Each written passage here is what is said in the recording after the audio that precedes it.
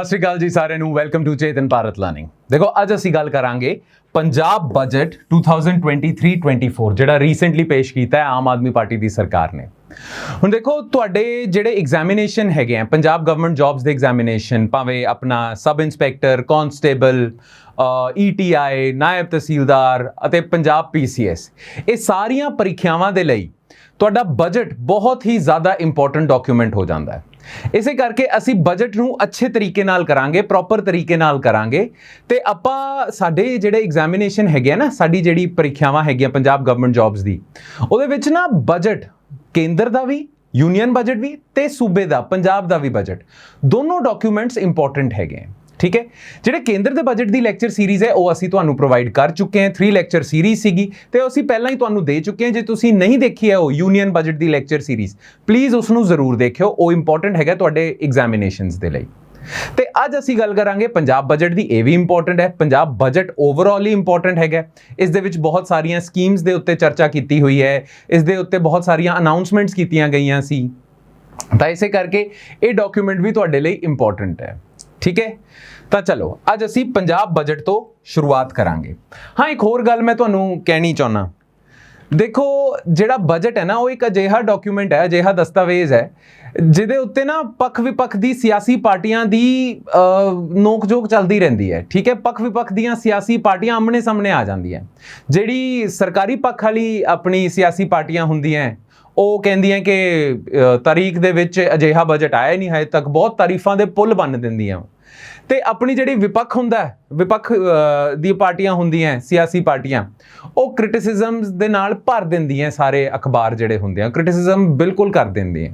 ਠੀਕ ਹੈ ਨਾ, ਤੁਸੀਂ ਕਿਸੇ ਵੀ ਪੱਖ ਨੂੰ ਬਿਲੋਂਗ ਕਰ ਸਕਦੇ ਹੋ, ਤੁਸੀਂ ਆਮ ਆਦਮੀ ਪਾਰਟੀ ਦੇ ਸਪੋਰਟਰ ਵੀ ਹੋ ਸਕਦੇ ਹੋ, ਤੁਸੀਂ ਵਿਪੱਖੀ ਪਾਰਟੀਆਂ ਜਿਹੜੀਆਂ ਹੈਗੀਆਂ ਉਹਨਾਂ ਦੇ ਵੀ ਸਪੋਰਟਰ ਹੋ ਸਕਦੇ ਹੋ। ਪਰ ਮੇਰੀ ਐਡਵਾਈਸ, ਮੇਰਾ ਸੁਝਾਅ ਤੁਹਾਨੂੰ ਇਹ ਹੈ ਕਿ ਤੁਸੀਂ ਪਲੀਜ਼ ਇਹ ਜਿਹੜੀ ਸਿਆਸੀ ਬਿਆਨਬਾਜ਼ੀ ਹੈ ਨਾ, ਇਸ ਦੇ ਵਿੱਚ ਆਪਣੇ ਆਪ ਨੂੰ ਇਨਵੋਲਵ ਨਾ ਰੱਖਿਓ।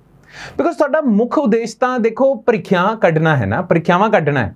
ਠੀਕ ਹੈ, ਐਗਜ਼ਾਮੀਨੇਸ਼ਨਸ ਕੱਢਣਾ ਹੈਗਾ ਤੁਹਾਡਾ ਮੁੱਖ ਉਦੇਸ਼। ਤਾਂ ਪਲੀਜ਼ ਜਦ ਤੱਕ ਤੁਹਾਡੇ ਐਗਜ਼ਾਮੀਨੇਸ਼ਨਸ ਹੈਗੇ ਨਾ, ਤਦ ਤੱਕ ਪਲੀਜ਼ ਧਿਆਨ ਰੱਖਿਓ ਕਿ ਇਹ ਸਿਆਸੀ ਜਿਹੜੀ ਗੱਲਾਂ ਬਾਤਾਂ ਹੈਗੀਆਂ ਬਜਟ ਦੇ ਸੰਬੰਧਿਤ, ਇਹਦੇ ਵਿੱਚ ਨਾ ਪਾਓ। ਠੀਕ ਹੈ, ਬਿਕੋਜ਼ ਦੇਖੋ ਇਸ ਦੀ ਨਾ ਲਿਮਿਟਿਡ ਕਪੈਸਿਟੀ ਹੈਗੀ ਹੈ।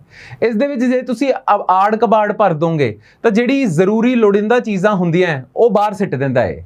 ਤਾਂ ਸਾਡੇ ਲਈ ਤਾਂ ਲੋੜੀਂਦਾ ਚੀਜ਼ਾਂ ਇੰਪੋਰਟੈਂਟ ਹੈਗੀਆਂ, ਹੈ ਨਾ।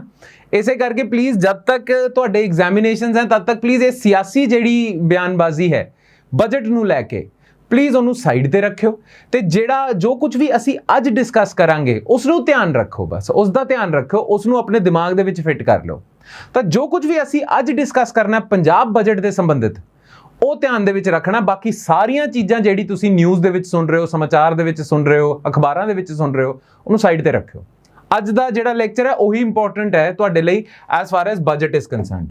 ਠੀਕ ਹੈ, ਨਹੀਂ ਤਾਂ ਬਿਆਨਬਾਜ਼ੀਆਂ ਤਾਂ ਬਥੇਰੀਆਂ ਹੋ ਰਹੀਆਂ ਹੈ। ਠੀਕ ਹੈ, ਬਥੇਰੇ ਲੋਕੀ ਇਹ ਕਹਿ ਰਹੇ ਹੈ ਕਿ ਯਾਰ ਵਾਹ, ਬਜਟ ਤਾਂ ਇਹ ਹੋਣਾ ਚਾਹੀਦਾ, ਬਹੁਤ ਵਧੀਆ ਬਜਟ ਪੇਸ਼ ਕੀਤਾ ਹੈ। ਤੇ ਬਥੇਰੇ ਕਹਿ ਰਹੇ ਨੇ ਕਿ ਯਾਰ ਬਜਟ ਬਿਲਕੁਲ ਹੀ ਖਰਾਬ ਹੈ, ਬਿਲਕੁਲ ਇਸ ਦੇ ਵਿੱਚ ਕੁਝ ਹੈ ਨਹੀਂ, ਆਮ ਬੰਦੇ ਦੀ ਜ਼ਿੰਦਗੀ ਤਾਂ ਬਿਲਕੁਲ ਹੀ ਖਰਾਬ ਕਰਤੀ ਹੈ।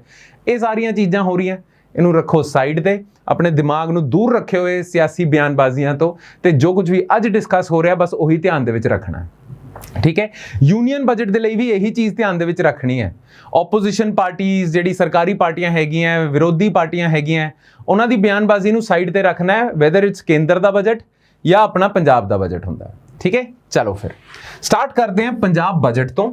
ਪੰਜਾਬ ਬਜਟ 2023-24 ਦੇਖੋ, ਹਰ ਸਾਲ ਦਾ ਜਿਹੜਾ ਬਜਟ ਹੁੰਦਾ ਹੈ ਨਾ, ਉਹ ਬਜਟ ਦੇ ਵਿੱਚ GDP ਫਿਗਰ ਜ਼ਰੂਰ ਪ੍ਰੈਜ਼ੈਂਟ ਹੁੰਦੇ ਹਨ। ਪੰਜਾਬ ਸਰਕਾਰ ਨੇ ਵੀ ਆਪਣੀ ਸਟੇਟ GDP ਦੇ ਫਿਗਰਸ ਪ੍ਰੈਜ਼ੈਂਟ ਕੀਤੇ ਹਨ। ਠੀਕ ਹੈ, ਕਿ ਇੰਡੀਆ ਦੀ GDP ਕੀ ਚੱਲ ਰਹੀ ਹੈ ਤੇ ਪੰਜਾਬ ਦੀ ਆਪਣੀ GDP ਕੀ ਚੱਲ ਰਹੀ ਹੈ। ਤਾਂ ਉਹ ਜਿਹੜਾ ਬਜਟ ਡਾਕੂਮੈਂਟ ਸੀਗਾ ਉਸ ਦੇ ਵਿੱਚ ਇਹ ਪਿਕਚਰ ਸ਼ੇਅਰ ਕੀਤੀ ਹੋਈ ਸੀ, ਮੈਂ ਤੁਹਾਡੇ ਨਾਲ ਵੀ ਸਾਂਝੀ ਕਰਤੀ ਹੈ। ਇਸ ਦੇ ਵਿੱਚ ਨਾ ਇੰਡੀਆ ਦੀ GDP ਜਿਹੜੀ ਹੈਗੀ ਹੈ ਉਹ ਔਰੇਂਜ ਕਲਰ ਦੇ ਵਿੱਚ ਹੈ, ਤੇ ਜਿਹੜੀ ਪੰਜਾਬ ਦੀ GDP ਹੈਗੀ ਹੈ ਉਹ ਬਲੂ ਕਲਰ ਦੇ ਵਿੱਚ ਹੈ। ਤਾਂ ਬਸ ਤੁਸੀਂ ਨੰਬਰਸ ਯਾਦ ਰੱਖਣੇ ਹੈ ਕਿ ਇਸ ਸਾਲ ਇੰਡੀਆ ਦੀ GDP ਫਿਗਰਸ ਕੀ ਸੀਗੇ, 6.95। ਠੀਕ ਹੈ, ਤੇ ਪੰਜਾਬ ਦੇ GSDP ਫਿਗਰਸ ਕੀ ਸੀਗੇ। ਹਾਂ, ਇਹ ਗੱਲ ਵੀ ਇਸ ਗੱਲ ਦਾ ਵੀ ਧਿਆਨ ਰੱਖਣਾ, ਇੰਡੀਆ ਦੀ ਜਦੋਂ ਅਸੀਂ ਗੱਲ ਕਰਦੇ ਹਾਂ ਤਾਂ ਅਸੀਂ ਕਹਿੰਦੇ ਹਾਂ GDP, ਜਦੋਂ ਅਸੀਂ ਪੰਜਾਬ ਦੀ ਗੱਲ ਕਰਦੇ ਹਾਂ ਤਾਂ ਅਸੀਂ ਕਹਿੰਦੇ GSDP।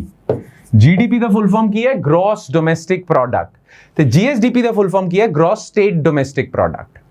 ਤਾਂ ਇੰਡੀਆ ਦੀ ਚੱਲ ਰਹੀ ਹੈ 6.95, ਪੰਜਾਬ ਦੀ ਹੈਗੀ ਹੈ 6.08। ਇੱਕ ਤਾਂ ਇਹ ਨੰਬਰਸ ਤੁਸੀਂ ਯਾਦ ਰੱਖਣੇ ਹੈ ਫॉर GDP ਐਂਡ GSDP, ਤੇ ਦੂਜੀ ਗੱਲ ਇਹ ਧਿਆਨ ਦੇ ਵਿੱਚ ਰੱਖਣੀ ਹੈ ਕਿ ਪੰਜਾਬ ਦੀ ਜਿਹੜੀ GDP ਹੈਗੀ ਹੈ, GSDP ਹੈਗੀ ਹੈ, ਉਹ ਨੈਸ਼ਨਲ ਐਵਰੇਜ ਤੋਂ ਘੱਟ ਹੈ। ਠੀਕ ਹੈ, ਪਿਛਲੇ ਸਾਲ ਵੀ ਘੱਟ ਸੀਗੀ, ਇਸ ਸਾਲ ਵੀ ਘੱਟ ਹੈ।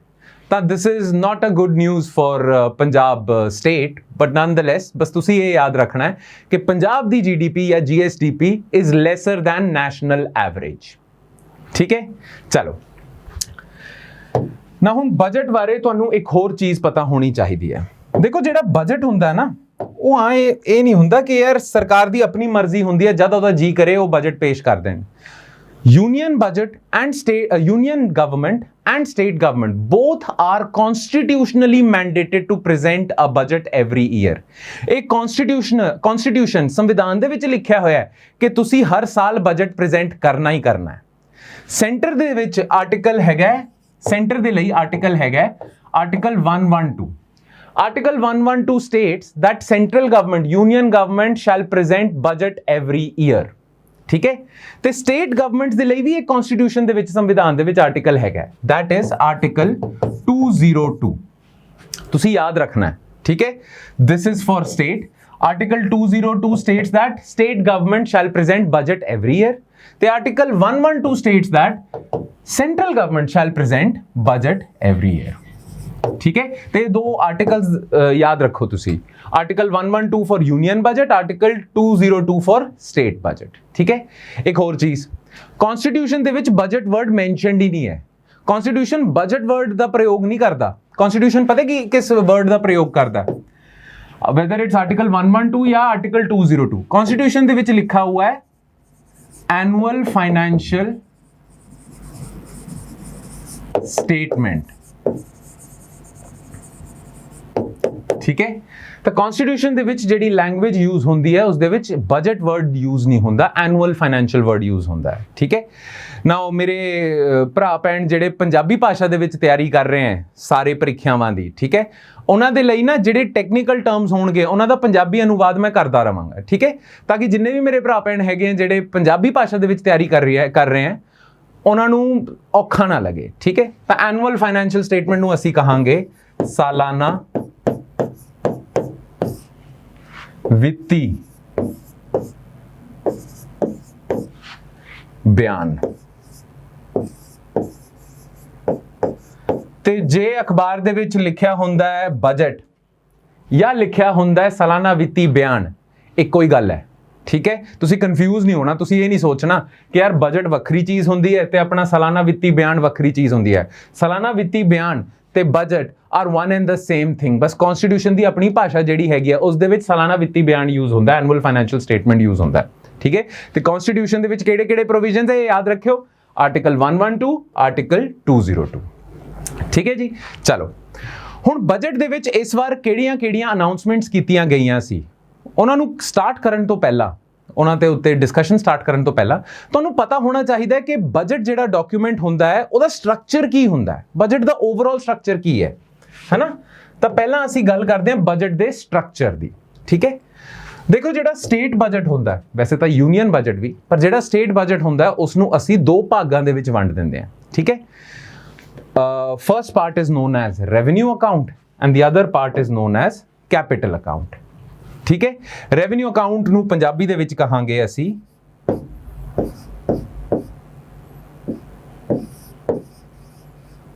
ਮਾਲੀਆ ਖਾਤਾ। ਠੀਕ ਹੈ, ਤੇ ਇਸ ਨੂੰ ਕਹਾਂਗੇ ਕੈਪੀਟਲ ਅਕਾਊਂਟ ਨੂੰ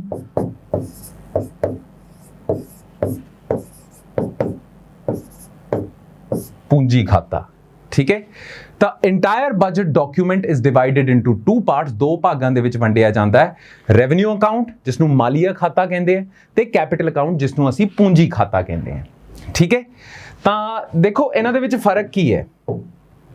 ਦੇਖੋ ਜਿਹੜਾ ਰੈਵਨਿਊ ਅਕਾਊਂਟ ਹੁੰਦਾ ਹੈ ਨਾ, ਉਸ ਦੇ ਵਿੱਚ ਰਿਸੀਟਸ ਤੇ ਐਕਸਪੈਂਡੀਚਰ, ਬੇਸਿਕਲੀ ਜਿਹੜਾ ਬਜਟ ਹੁੰਦਾ ਹੈ ਉਹ ਕੀ ਹੁੰਦਾ ਹੈ, ਉਹ ਇੱਕ ਸਟੇਟਮੈਂਟ ਹੁੰਦੀ ਹੈ ਗਵਰਨਮੈਂਟ ਦੇ, ਸਰਕਾਰ ਦੇ ਖਰਚੇ ਤੇ ਰਸੀਦਾਂ ਦੀ ਪੂਰੀ ਸਟੇਟਮੈਂਟ ਹੁੰਦੀ ਹੈ, ਉਹਨਾਂ ਦਾ ਲੇਖਾ ਜੋਖਾ ਹੁੰਦਾ। ठीक है। तो सरकार ने कितना पैसा कमाया है, कितना पैसा खर्च किया है, ਉਹਦਾ ਸਾਰਿਆਂ ਦਾ ਇੱਕ ਅਕਾਊਂਟ ਜਿਹੜਾ ਹੁੰਦਾ ਹੈ, ਉਹਨਾਂ ਸਾਰੀਆਂ ਚੀਜ਼ਾਂ ਦਾ ਜਿਹੜਾ ਅਕਾਊਂਟ ਹੁੰਦਾ ਹੈ, ਉਸ ਨੂੰ ਵੀ ਅਸੀਂ ਬਜਟ ਕਹਿੰਦੇ ਹਾਂ। ਤਾਂ ਕੁਝ ਤੁਹਾਡੇ ਰਿਸੀਟਸ ਤੇ ਐਕਸਪੈਂਡੀਚਰ ਹੁੰਦੇ ਆ ਰੈਵਨਿਊ ਅਕਾਊਂਟ ਦੇ ਵਿੱਚ, ਕੁਝ ਤੁਹਾਡੇ ਰਿਸੀਟਸ ਤੇ ਐਕਸਪੈਂਡੀਚਰ ਹੁੰਦੇ ਆ ਕੈਪੀਟਲ ਅਕਾਊਂਟ ਦੇ ਵਿੱਚ, ਠੀਕ ਹੈ। ਇਸੇ ਕਰਕੇ ਅਸੀਂ ਰੈਵਨਿਊ ਕੈਪੀਟਲ ਅਕਾਊਂਟ ਦੇ ਵਿੱਚ ਵੰਡ ਦਿੰਦੇ ਹਾਂ ਬਜਟ ਨੂੰ। ਨਾ ਪਹਿਲਾਂ ਅਸੀਂ ਗੱਲ ਕਰਾਂਗੇ ਰੈਵਨਿਊ ਅਕਾਊਂਟ ਦੀ, ਫਿਰ ਅਸੀਂ ਗੱਲ ਕਰਾਂਗੇ ਪੂੰਜੀ ਖਾਤਾ ਯਾਨੀ ਕਿ ਕੈਪੀਟਲ ਅਕਾਊਂਟ ਦੀ, ਠੀਕ ਹੈ। ਵੈਸੇ ਬੇਸਿਕਲੀ ਇਹਨਾਂ ਦੇ ਵਿੱਚ ਇੱਕੋ ਹੀ ਫਰਕ ਹੈ। ਦੇਖੋ ਰੈਵਨਿਊ ਅਕਾਊਂਟ ਦੇ ਵਿੱਚ ਜਿਹੜੀਆਂ ਟ੍ਰਾਂਜੈਕਸ਼ਨਸ ਹੁੰਦੀਆਂ, ਲੈਣ ਦੇਣ ਹੁੰਦਾ ਹੈ ਰੈਵਨਿਊ ਅਕਾਊਂਟ ਦੇ ਵਿੱਚ, ਉਹਨਾਂ ਸਰਕਾਰ ਦਾ ਡੇ ਟੂ ਡੇ ਖਰਚਾ ਜਾਂ ਡੇ ਟੂ ਡੇ ਆਮਦਨ ਜਿਹੜੀ ਹੁੰਦੀ ਹੈ, ਉਸ ਦਾ ਸਾਰਾ ਖਾਤਾ ਰੈਵਨਿਊ ਅਕਾਊਂਟ ਦੇ ਵਿੱਚ ਹੁੰਦਾ ਹੈ। Day to day expenditures, all the day to day expenditures are mentioned in revenue account, ਠੀਕ ਹੈ। ਤੇ ਆਲ ਦ ਲੌਂਗ ਟਰਮ ਐਕਸਪੈਂਡੀਚਰਸ ਜਿਹਦੇ ਰਾਹੀਂ ਸਰਕਾਰ ਦੇ ਐਸੈਟਸ ਐਂਡ ਲਾਇਬਿਲਿਟੀਜ਼ ਦੇ ਵਿੱਚ ਚੇਂਜ ਆ ਜਾਂਦਾ ਹੈ। ਸਰਕਾਰ ਦੇ ਆਪਣੇ ਅਸਾਸੇ ਹੁੰਦੇ ਆ, ਐਸੈਟਸ ਹੁੰਦੇ ਆ, ਉਹਨਾਂ ਦੀ ਆਪਣੀ ਲਾਇਬਿਲਿਟੀਜ਼ ਹੁੰਦੀਆਂ, ਦੇਣਦਾਰੀਆਂ ਹੁੰਦੀਆਂ, ਉਹ ਟ੍ਰਾਂਜੈਕਸ਼ਨਸ, ਉਹ ਲੈਣ ਦੇਣ ਜਿਹਦੇ ਰਾਹੀਂ ਸਰਕਾਰ ਦੇ ਐਸੈਟਸ ਜਾਂ ਲਾਇਬਿਲਿਟੀਜ਼ ਦੇ ਵਿੱਚ ਚੇਂਜਸ ਆ ਜਾਂਦੇ ਆ, ਉਹ ਲੌਂਗ ਟਰਮ ਟ੍ਰਾਂਜੈਕਸ਼ਨਸ ਜਿਹੜੀਆਂ ਹੁੰਦੀਆਂ, ਉਹ ਕੈਪੀਟਲ ਅਕਾਊਂਟ ਦੇ ਵਿੱਚ ਆਉਣਗੀਆਂ। ਬਾਕੀ ਜਦ ਅਸੀਂ ਡਿਟੇਲ ਦੇ ਵਿੱਚ ਕਰਾਂਗੇ ਨਾ ਰੈਵਨਿਊ ਅਕਾਊਂਟ ਤੇ ਕੈਪੀਟਲ ਅਕਾਊਂਟ ਨੂੰ, ਤਾਂ ਉਸ ਵੇਲੇ ਤੁਹਾਨੂੰ ਸਾਰਾ ਚੰਗੇ ਤਰੀਕੇ ਨਾਲ ਸਮਝ ਆ ਜਾਊਗਾ ਫਰਕ ਕੀ ਹੈ। ਬਸ ਤੁਸੀਂ ਹੁਣ ਸਟਾਰਟਿੰਗ ਦੇ ਵਿੱਚ ਇਹ ਯਾਦ ਰੱਖਿਓ ਕਿ revenue account lists down day to day expenditure and receipts of government, ਤੇ ਕੈਪੀਟਲ ਅਕਾਊਂਟ ਦੇ ਵਿੱਚ long term receipts and expenditure ਹੁੰਦੀਆਂ, ਠੀਕ ਹੈ, ਜਿਹੜੇ ਅਸਾਸੇ ਤੇ ਦੇਣਦਾਰੀਆਂ, ਐਸੈਟਸ ਤੇ ਲਾਇਬਿਲਿਟੀਜ਼ ਨੂੰ ਚੇਂਜ ਕਰਦੀਆਂ, that is capital account. For example ਜੇ ਸਰਕਾਰ ਦੇਖੋ ਸਰਕਾਰੀ ਮੁਲਾਜ਼ਮ ਹੁੰਦੇ ਉਹਨਾਂ ਨੂੰ ਸੈਲਰੀਜ਼ ਦੇਣੀ ਹੁੰਦੀ ਹੈ, ਠੀਕ ਹੈ, ਉਹ ਆਊਗਾ ਰੈਵਨਿਊ ਅਕਾਊਂਟ ਦੇ ਵਿੱਚ। ਟੈਕਸਿਸ ਦੇ ਥਰੂ ਜਿਹੜਾ ਪੈਸਾ ਸਰਕਾਰ ਕੋਲ ਆਉਂਦਾ ਉਹ ਆਊਗਾ ਰੈਵਨਿਊ ਅਕਾਊਂਟ ਦੇ ਵਿੱਚ। ਬਟ ਸਰਕਾਰ ਕਦੇ ਕਦੇ ਖਰਚਾ ਕਰਦੀ ਹੈ ਰੋਡ ਬਣਾਉਣ ਦੇ ਲਈ, ਬ੍ਰਿਜਸ, ਇਨਫਰਾਸਟ੍ਰਕਚਰ ਤੇ ਖਰਚਾ ਕਰਦੀ ਹੈ, ਲੋਨ ਨੂੰ ਪੇ ਬੈਕ ਕਰਦੀ ਹੈ ਜਾਂ ਲੋਨ ਐਡਮਿਟ ਕਰਦੀ ਹੈ। ਪੰਜਾਬ ਸਰਕਾਰ ਵੀ ਤਾਂ ਡੈਟ ਰੇਜ਼ ਕਰਦੀ ਹੈ, ਲੋਨ ਲੈਂਦੀ ਹੈ, ਠੀਕ ਹੈ। ਇਹ ਸਾਰੀਆਂ ਚੀਜ਼ਾਂ ਆਣਗੀਆਂ ਕੈਪੀਟਲ ਅਕਾਊਂਟ ਦੇ ਵਿੱਚ। ਲੋਨ, ਇਨਫਰਾਸਟ੍ਰਕਚਰ ਤੇ ਖਰਚਾ capital account, day to day ਖਰਚਾ like tax revenue, salaries, pension, subsidies, ਉਹ ਸਾਰੀਆਂ ਆਣਗੀਆਂ ਰੈਵਨਿਊ ਅਕਾਊਂਟ ਦੇ ਵਿੱਚ, ਠੀਕ ਹੈ। ਬਸ ਇਹ ਮੁੱਖ ਫਰਕ ਜਿਹੜਾ ਹੈਗਾ ਉਹ ਤੁਸੀਂ ਯਾਦ ਰੱਖਣਾ ਬਸ। Revenue account is day to day, capital account is long term that changes assets and liabilities, ਠੀਕ ਹੈ। ਤਾਂ ਪਹਿਲਾਂ ਅਸੀਂ ਫੋਕਸ ਕਰਾਂਗੇ ਰੈਵਨਿਊ ਅਕਾਊਂਟ ਦੇ ਉੱਤੇ, ਠੀਕ ਹੈ। ਤਾਂ let's talk about revenue account, ਠੀਕ ਹੈ ਨਾ। ਹੁਣ ਜਿਹੜਾ ਰੈਵਨਿਊ ਅਕਾਊਂਟ ਹੁੰਦਾ ਨਾ, ਉਸ ਨੂੰ ਵੀ ਅਸੀਂ ਦੋ ਪਾਰਟਸ ਦੇ ਵਿੱਚ ਡਿਵਾਈਡ ਕਰ ਲੈਂਦੇ ਹਾਂ। ਮੈਂ ਸ਼ੁਰੂਆਤ ਦੇ ਵਿੱਚ ਹੀ ਤੁਹਾਨੂੰ ਦੱਸਿਆ ਸੀ ਕਿ ਬਜਟ ਬੇਸਿਕਲੀ ਹੈਗਾ ਕਿ budget is an estimate of receipts and expenditure, ਰਸੀਦਾਂ ਰੈਵਨਿਊ ਸਰਕਾਰ ਦਾ ਤੇ ਉਹਦਾ ਖਰਚਾ ਐਕਸਪੈਂਡੀਚਰ, ਉਹ ਸਾਰੀਆਂ ਚੀਜ਼ਾਂ ਦਾ ਅਕਾਊਂਟ ਖਾਤਾ ਹੀ ਬਜਟ ਹੁੰਦਾ ਹੈ। ਤਾਂ ਰੈਵਨਿਊ ਅਕਾਊਂਟ ਦੇ ਵਿੱਚ ਵੀ ਸਰਕਾਰ ਦੀਆਂ ਰਿਸੀਟਸ ਹੋਣਗੀਆਂ, ਸਰਕਾਰ ਦੇ ਖਰਚੇ ਹੋਣਗੇ, ਹੈ ਨਾ।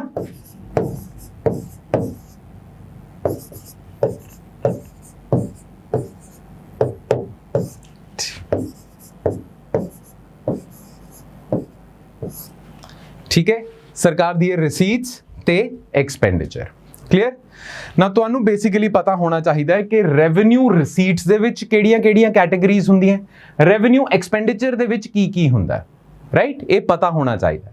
ਤਾਂ ਪਹਿਲਾਂ ਅਸੀਂ ਦੇਖਦੇ ਹਾਂ ਰੈਵਨਿਊ ਰਿਸੀਟਸ ਦੇ ਵਿੱਚ ਕੀ ਹੁੰਦਾ, ਠੀਕ ਹੈ ਨਾ। ਰੈਵਨਿਊ ਰਿਸੀਟਸ ਨਾ, ਸਰਕਾਰ ਦੇ ਕੋਲ ਜਿਹੜਾ ਪੈਸਾ ਆਂਦਾ ਰੈਵਨਿਊ ਅਕਾਊਂਟ ਦੇ ਵਿੱਚ, ਹੈ ਨਾ, ਉਹ ਚਾਰ ਤਰੀਕਿਆਂ ਤੋਂ ਸਰਕਾਰ ਇਕੱਠਾ ਕਰਦੀ ਹੈ ਪੈਸਾ। ਦੇਰ ਆਰ 4 ways ਥਰੂ ਵਿਚ ਸਰਕਾਰ gets money in the revenue account, ਠੀਕ ਹੈ। ਇੱਕ ਤਾਂ ਹੁੰਦੇ ਸਟੇਟਸ ਓਨ ਟੈਕਸ ਰੈਵਨਿਊ, ਸਰਕਾਰ ਦੇ ਆਪਣਾ ਟੈਕਸ ਰੈਵਨਿਊ। ਦੇਖੋ ਇੱਕ ਤਾਂ ਸਰਕਾਰ ਦਾ ਆਪਣਾ ਟੈਕਸ ਰੈਵਨਿਊ ਹੁੰਦਾ ਹੈ, ਇੱਕ ਕੇਂਦਰ ਦੇ ਜਿਹੜੇ ਟੈਕਸਿਸ ਹੁੰਦੇ ਆ ਨਾ, ਉਹਨਾਂ ਦੇ ਵਿੱਚ ਪੰਜਾਬ ਨੂੰ ਸ਼ੇਅਰ ਮਿਲਦਾ ਹੈ, ਠੀਕ ਹੈ। ਤਾਂ ਇੱਕ ਤਾਂ ਪੰਜਾਬ ਸਰਕਾਰ ਦੇ ਆਪਣੇ ਟੈਕਸ ਹੈ, ਇੱਕ ਕੇਂਦਰ ਸਰਕਾਰ ਦੇ ਟੈਕਸ ਹਨ ਜਿਸ ਦੇ ਵਿੱਚ ਪੰਜਾਬ ਸਰਕਾਰ ਦਾ ਇੱਕ ਸ਼ੇਅਰ ਹੁੰਦਾ ਹੈ। ਤਾਂ ਇੱਕ ਤਾਂ ਹੁੰਦਾ ਸਟੇਟਸ ਓਨ ਟੈਕਸ ਰੈਵਨਿਊ, ਇੱਕ ਹੁੰਦਾ ਸ਼ੇਅਰ ਆਫ ਸੈਂਟਰਲ ਟੈਕਸਿਸ, ਠੀਕ ਹੈ।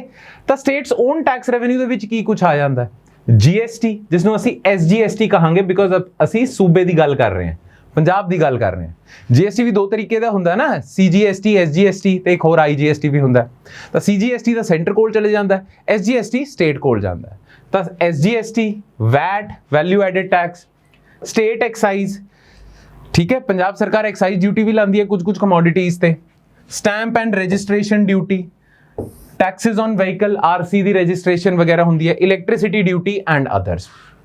ये पंजाब सरकार दा ओन टैक्स रेवेन्यू है, यानी कि पंजाब सरकार दे अपने जिहड़े टैक्सेस हैं, केंद्र दे टैक्सेस नहीं, पंजाब सरकार दे अपने टैक्सेस, उन्हां तो पैसा सरकार बटोरदी है। दूजा है states own non tax revenue. देखो ओवरऑल जिहड़ा रेवेन्यू हुंदा ना, रेवेन्यू रिसीट्स होंदियां या रेवेन्यू इकट्ठा करदी है सरकार रेवेन्यू अकाउंट दे विच, उसनूं भी ना असीं दो पार्ट्स दे विच डिवाइड कर लैंदे आ रेवेन्यू रिसीट्स नूं। एक तां हुंदा टैक्स रेवेन्यू, एक हुंदा नॉन टैक्स। सरकार दे कोल पैसा जिहड़ा पहुंच रहा है ਉਹ टैक्सेस दे फॉर्म दे विच पहुंच रहा है ते एक नॉन टैक्सेस दे फॉर्म दे विच पहुंच रहा है। ठीक है, नॉन टैक्स रेवेन्यू दे विच की आ जाऊगा? Miscellaneous general receipts. ये सरकार, पंजाब सरकार कुछ सर्विसेज प्रोवाइड करती है, ठीक है, वो सर्विसेज दे पैसे चार्ज करती है, तो उसनूं असीं जनरल रिसीट्स कहांगे। ठीक है, पंजाब सरकार दे अपनी कंपनियां भी हैगियां जिहड़ी प्रॉफिट कमाउंदियां ते सरकार नूं दिंदियां है ना, वो भी इस दे विच ही आऊगा। फिर पंजाब रोडवेज भी कुछ कमा के दिंदी है, वो नॉन टैक्स है, बिकॉज पंजाब रोडवेज की जिहड़ी कमाई है वो टैक्स तो नहीं असीं कंसीडर करांगे, तो उसनूं नॉन टैक्स दे विच रखदे हां असीं। फिर अर्बन डेवलपमेंट एंड अदर्स। ठीक है, तो पंजाब सरकार दे जिहड़े कंपनीज हैगियां वो कितना प्रॉफिट दे रही वो नॉन टैक्स दे विच आऊगा, सर्विसेज दे पैसे जिहड़ी पेमेंट आ रही है वो नॉन टैक्स दे विच आऊगा। ठीक है, तो ये हुंदा है नॉन टैक्स। तो एक मैं तुहानूं दस्सिआ कि 15th फाइनेंस कमीशन दी रिकमेंडेशनस दे उत्ते ते बेस ते आधारित पंजाब सरकार नूं सेंटर दे कोल जिहड़ा पैसा है उस दे विच कुछ शेयर मिलता है, उसनूं असीं कहंदे आ शेयर ऑफ सेंट्रल टैक्सेस। ठीक है, ते केंद्र सरकार तो कुछ ग्रांट्स भी मिलदियां हैं, ठीक है, उसनूं असीं कहांगे grants in aid from centre. तो ऑल दीज 4 थिंग्स कंप्राइज या मेक रेवेन्यू रिसीट्स। तो याद रखो, बस सवाल पूछे जा सकते हैं, ठीक है, कि रेवेन्यू अकाउंट दे विच, रेवेन्यू रिसीट्स दे विच की कुछ आ जाता है, ये कुछ आ जाता है। ठीक है, states own tax revenue, states own non tax revenue, share of central taxes, grants in aid from centre. ठीक है, चलो हुण आ कुछ ना दिता होया है, ये ना चार्ट्स दिते हुए हैं कि जिहड़ियां भी रिसीट्स हैगियां सब तो वध शेयर किसदा है। फॉर एग्जाम्पल सरकार दे कोल, पंजाब सरकार दे कोल जिन्नियां भी रेवेन्यू रिसीट्स आ रही हैं सब तो वध कंट्रीब्यूशन हैगा स्टेट्स ओन टैक्स रेवेन्यू दा। 52% of revenue receipts come from states own tax revenue, category number 1 जिहड़ी कीती सी असीं। ठीक है, देन 21% कम्स फ्रॉम केंद्र दी grants, grants in aid from centre.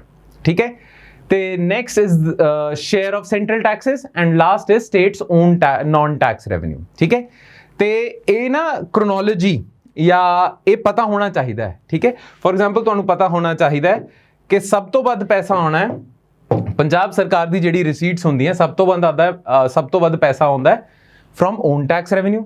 Next number आता है इसका, ठीक है, थर्ड नंबर आता है इसका, और सब तो घट कॉन्ट्रीब्यूशन हैगी है नॉन टैक्स रेवेन्यू दी। ठीक है, इन रेवेन्यू रिसीट्स। ये चार्ट शेयर किया हुआ है पंजाब सरकार ने। ठीक है, ओवरऑल इसनूं कहंदे हैं sectoral composition of revenue receipts. इत्थे भी तुसीं यही देख सकते हो कि सब तो वध कंट्रीब्यूशन हैगी है ओन टैक्स रेवेन्यू दी, फिर ग्रांट्स दी, फिर एक क्रोनोलॉजी भी पता होनी चाहिए है, क्योंकि तुहाडे तो MCQ पूछा जा सकता है कि जिहड़ी आ रेवेन्यू रिसीट्स होंदी है उन्हां नूं डिक्रीजिंग ऑर्डर दे विच लाओ या मैच द फॉलोइंग करो, है ना, MCQ बन सकते हैं, तो इसका ध्यान रखना बस। दूजी चीज़ ये है कि स्टेट दे जिहड़े अपने टैक्स रेवेन्यू हैगे उस दे विच किस टैक्स दी सब तो वध कंट्रीब्यूशन है। ठीक है, स्टेट दे अपने टैक्स रेवेन्यू कित्थों आंदे हैं? GST, VAT, state excise, stamp, electricity duty वगैरह। तो सब तो वध कंट्रीब्यूशन हैगी है GST दी। 44% of states own tax revenue comes from GST।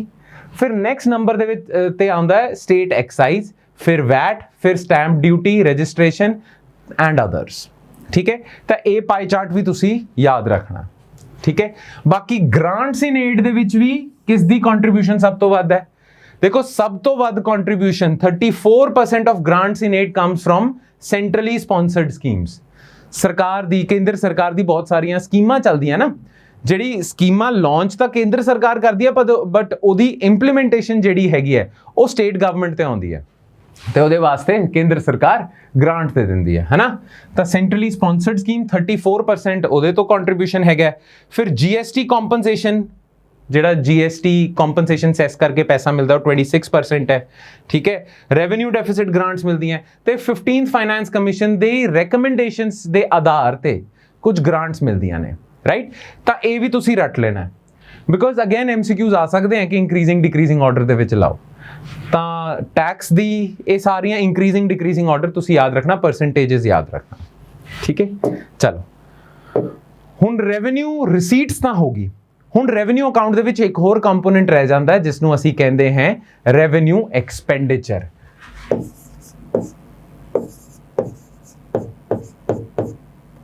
ਮਾਲੀਆ ਖਰਚਾ, ਠੀਕ ਹੈ। ਮਾਲੀਆ ਖਾਤਾ ਸੀਗਾ, ਹੈ ਨਾ, ਪੰਜਾਬੀ ਦੇ ਵਿੱਚ ਰੈਵਨਿਊ ਅਕਾਊਂਟ ਸੀਗਾ, ਉਸ ਦੇ ਵਿੱਚ ਮਾਲੀਆ ਰਸੀਦਾਂ ਸੀਗੀਆਂ, ਮਾਲੀਆ ਖਰਚੇ ਹੋਣਗੇ, ਹੈ ਨਾ। ਨਾਓ ਰੈਵਨਿਊ ਐਕਸਪੈਂਡੀਚਰ ਜਿਹੜਾ ਹੈਗਾ ਆਪਣਾ, ਉਸ ਦੇ ਵਿੱਚ ਕਿਹੜੇ ਕੰਪੋਨੈਂਟਸ ਨੇ। ਸਰਕਾਰ ਦਾ ਰੈਵਨਿਊ ਅਕਾਊਂਟ ਦੇ ਵਿੱਚ ਕੁਝ ਖਰਚਾ ਹੁੰਦਾ, ਤਾਂ ਉਹ ਖਰਚਾ ਕੀ ਹੈ। ਇੱਕ ਤਾਂ ਇੰਟਰਸਟ ਪੇਮੈਂਟਸ ਹੈਗੀ ਹੈ, ਪੰਜਾਬ ਸਰਕਾਰ ਲੋਨ ਤਾਂ ਲੈਂਦੀ ਹੈ, ਠੀਕ ਹੈ। ਅਸੀਂ ਤਾਂ ਸਾਰੇ ਜਾਣਦੇ ਹਾਂ ਪੰਜਾਬ ਸਰਕਾਰ ਤੇ ਡੈਟ ਬਹੁਤ ਜ਼ਿਆਦਾ ਹੈ, ਕਰਜ਼ਾ ਬਹੁਤ ਜ਼ਿਆਦਾ ਹੈ। ਤਾਂ ਪੰਜਾਬ ਸਰਕਾਰ ਜਿਹੜਾ ਕਰਜ਼ਾ ਲੈਂਦੀ ਹੈ, ਉਸ ਕਰਜ਼ੇ ਨੂੰ ਸਰਵਿਸ ਕਰਨ ਦੇ ਲਈ ਇੰਟਰਸਟ ਪੇਮੈਂਟਸ ਪੇ ਕਰਦੀ ਹੈ। ਜਿਹੜਾ ਕਰਜ਼ਾ ਲਿੱਤਾ ਹੋਇਆ ਪੰਜਾਬ ਸਰਕਾਰ ਨੇ, ਉਹਦੀ ਇੰਟਰਸਟ ਪੇਮੈਂਟਸ ਵੀ ਤਾਂ ਜਾਰੀਆਂ ਹੋਣਗੀਆਂ, ਹੈ ਨਾ। ਤਾਂ ਉਹ ਆਊਗਾ ਰੈਵਨਿਊ ਐਕਸਪੈਂਡੀਚਰ ਦੇ ਵਿੱਚ। ਤੇ ਸਰਕਾਰੀ ਮੁਲਾਜ਼ਮਾਂ ਨੂੰ ਸੈਲਰੀਜ਼ ਤੇ ਵੇਜਸ ਵੀ ਦਿੱਤੀਆਂ ਜਾਣਗੀਆਂ, ਤੇ ਰਿਟਾਇਰਡ ਸਰਕਾਰੀ ਮੁਲਾਜ਼ਮਾਂ ਨੂੰ ਪੈਨਸ਼ਨ ਐਂਡ ਅਦਰ ਬੈਨੀਫਿਟਸ ਵੀ ਦਿੱਤੇ ਜਾਣਗੇ। ਫਿਰ ਪੰਜਾਬ ਸਰਕਾਰ ਸਬਸਿਡੀ ਵੀ ਦਿੰਦੀ ਹੈ, ਪਾਵਰ ਸਬਸਿਡੀ। ਫਿਰ ਪੰਜਾਬ ਸਰਕਾਰ ਜਿਹੜੀ ਪੰਚਾਇਤ ਹੈਗੀਆਂ, ਪੰਜਾਬ ਦੇ ਵਿੱਚ ਪੰਚਾਇਤ ਤੇ ਮਿਊਨਿਸਪੈਲਿਟੀਜ਼ ਹੈਗੀਆਂ, ਲੋਕਲ ਬੋਡੀਜ਼, ਉਹਨਾਂ ਨੂੰ ਵੀ ਗ੍ਰਾਂਟਸ ਪ੍ਰੋਵਾਈਡ ਕਰਦੀ ਹੈ, ਉਹ ਵੀ ਖਰਚਾ ਹੈ। And other revenue expenditure. ਤੇ ਪੰਜਾਬ ਸਰਕਾਰ ਦਾ ਰੈਵਨਿਊ ਅਕਾਊਂਟ ਦੇ ਵਿੱਚ ਕੁੱਲ ਮਿਲਾ ਕੇ ਇਹੀ ਕੁਝ ਖਰਚਾ ਹੈਗਾ, ਠੀਕ ਹੈ। ਇੱਕ ਚੀਜ਼ ਹੋਰ ਯਾਦ ਰੱਖਣੀ ਹੈ ਤੁਸੀਂ, ਦੇਖੋ ਜਿਹੜਾ interest payment, salaries and wages and pension ਦਾ ਜਿਹੜਾ ਖਰਚਾ ਹੈ ਨਾ, ਉਸ ਨੂੰ ਅਸੀਂ ਕਮਿਟਡ ਐਕਸਪੈਂਡੀਚਰ ਕਹਿੰਦੇ ਹਾਂ, ਵਚਨਬੱਧ ਖਰਚਾ।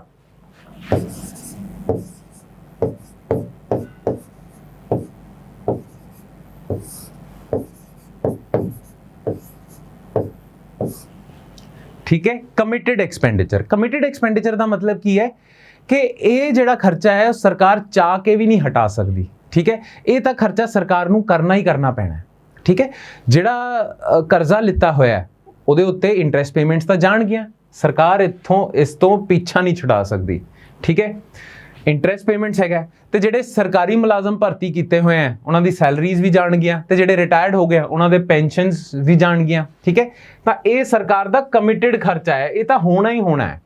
ਹਾਂ, ਸਰਕਾਰ ਕਿਸੇ ਸਾਲ ਸਬਸਿਡੀ ਘਟਾ ਸਕਦੀ ਹੈ, ਵਧਾ ਸਕਦੀ ਹੈ, ਰੂਰਲ ਲੋਕਲ ਬੋਡੀਜ਼, ਪੰਚਾਇਤਾਂ ਨੂੰ, ਮਿਊਨਿਸਪੈਲਿਟੀਜ਼ ਨੂੰ ਗ੍ਰਾਂਟਸ ਵਧਾ ਸਕਦੀ ਹੈ, ਘਟਾ ਸਕਦੀ ਹੈ, ਤੇ ਬਾਕੀ ਸਾਰਾ ਜਿੰਨਾ ਵੀ ਖਰਚਾ ਹੈ ਸਰਕਾਰ ਦਾ, ਉਹ ਸਰਕਾਰ ਵਧਾ ਜਾਂ ਘਟਾ ਸਕਦੀ ਹੈ। ਬਟ ਇਹ ਜਿਹੜਾ ਖਰਚਾ ਹੈ ਨਾ, ਇਹ ਸਰਕਾਰ ਦਾ ਕਮਿਟਡ ਹੈ, ਪੱਕਾ ਹੈ, ਠੀਕ ਹੈ। ਇਸ ਨੂੰ ਅਸੀਂ ਕਮਿਟਡ ਐਕਸਪੈਂਡੀਚਰ ਕਹਾਂਗੇ, ਵਚਨਬੱਧ ਖਰਚਾ ਕਹਾਂਗੇ। ਤਾਂ ਤੁਸੀਂ ਇਹ ਯਾਦ ਰੱਖਣਾ ਕਮਿਟਡ ਐਕਸਪੈਂਡੀਚਰ ਕੀ ਹੈ, ਤੇ ਕਮਿਟਡ ਐਕਸਪੈਂਡੀਚਰ ਕਰਕੇ ਹੀ ਸਰਕਾਰ ਦਾ ਖਰਚਾ ਬਹੁਤ ਹੋ ਜਾਂਦਾ ਹੈ। ਖੈਰ, ਰੈਵਨਿਊ ਐਕਸਪੈਂਡੀਚਰ ਦੇ ਵਿੱਚ ਆ ਕੁਝ ਆਣਾ, ਠੀਕ ਹੈ। ਤੁਸੀਂ ਦੇਖ ਸਕਦੇ ਹੋ ਸਰਕਾਰ ਦਾ ਜਿਹੜਾ ਟੋਟਲ ਐਕਸਪੈਂਡੀਚਰ ਹੈ ਉਸ ਨੂੰ ਵੀ ਇੰਕਰੀਜ਼ਿੰਗ ਡਿਕਰੀਜ਼ਿੰਗ ਆਰਡਰ ਦੇ ਵਿੱਚ ਲਾਉਣ ਨੂੰ ਕਹਿ ਸਕਦੇ ਹਾਂ ਤੁਹਾਨੂੰ MCQs ਦੇ ਵਿੱਚ, ਠੀਕ ਹੈ। ਸਭ ਤੋਂ ਵੱਧ ਖਰਚਾ ਸਰਕਾਰ ਦਾ ਹੁੰਦਾ ਹੈ ਸੈਲਰੀਜ਼ ਦੇ ਉੱਤੇ, ਠੀਕ ਹੈ।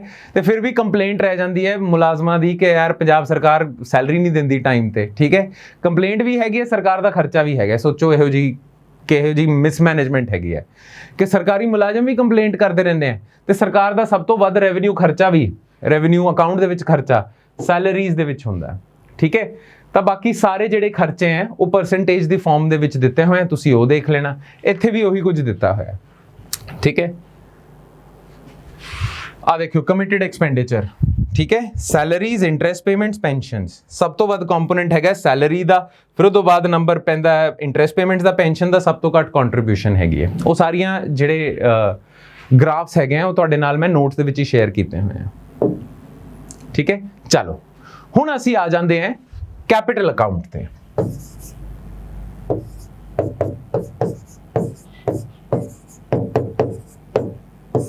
ਪੂੰਜੀ ਖਾਤਾ, ਕੈਪੀਟਲ ਅਕਾਊਂਟ।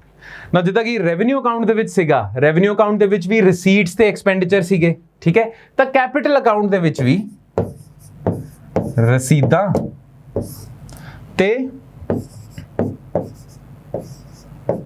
ਖਰਚਾ ਹੋਊਗਾ, ठीक है, receipts and expenditure. Now ਤੁਹਾਡੇ ਤੋਂ ਸਵਾਲ ਪੁੱਛੇ ਜਾ ਸਕਦੇ ਆ in your examination regarding what constitutes as revenue expenditure, what constitutes as capital expenditure. ਤੁਹਾਨੂੰ ਨਾ ਲਿਸਟ ਦੇ ਦੇਣਗੇ कि which of the following expenditure of Punjab government can be constituted as revenue expenditure. 4-5 options ਦੇ ਦੇਣਗੇ, ਤੁਹਾਡੇ ਤੋਂ ਪੁੱਛਿਆ ਜਾ ਰਿਹਾ ਹੈ ਕਿ ਇਹਦੇ ਵਿੱਚ ਕਿਹੜਾ ਖਰਚਾ ਰੈਵਨਿਊ ਖਰਚਾ ਕੰਸੀਡਰ ਕੀਤਾ ਜਾਊਗਾ ਜਾਂ ਕੈਪੀਟਲ ਖਰਚਾ ਕੰਸੀਡਰ ਕੀਤਾ ਜਾਊਗਾ। ਇਹੋ ਜਿਹੇ MCQs ਪੁੱਛ ਸਕਦੇ ਆ, ਠੀਕ ਹੈ। ਤਾਂ ਸਾਨੂੰ ਪਤਾ ਹੋਣਾ ਚਾਹੀਦਾ ਕਿ ਕੈਪੀਟਲ ਰਿਸੀਟਸ ਕੀ ਹੁੰਦੀਆਂ, ਕੈਪੀਟਲ ਐਕਸਪੈਂਡੀਚਰ ਕੀ ਹੁੰਦਾ, ਰੈਵਨਿਊ ਰਿਸੀਟਸ ਕੀ ਹੁੰਦੀਆਂ, ਰੈਵਨਿਊ ਐਕਸਪੈਂਡੀਚਰ ਕੀ ਹੁੰਦਾ, ਸਾਨੂੰ ਪਤਾ ਹੋਣਾ ਚਾਹੀਦਾ, right.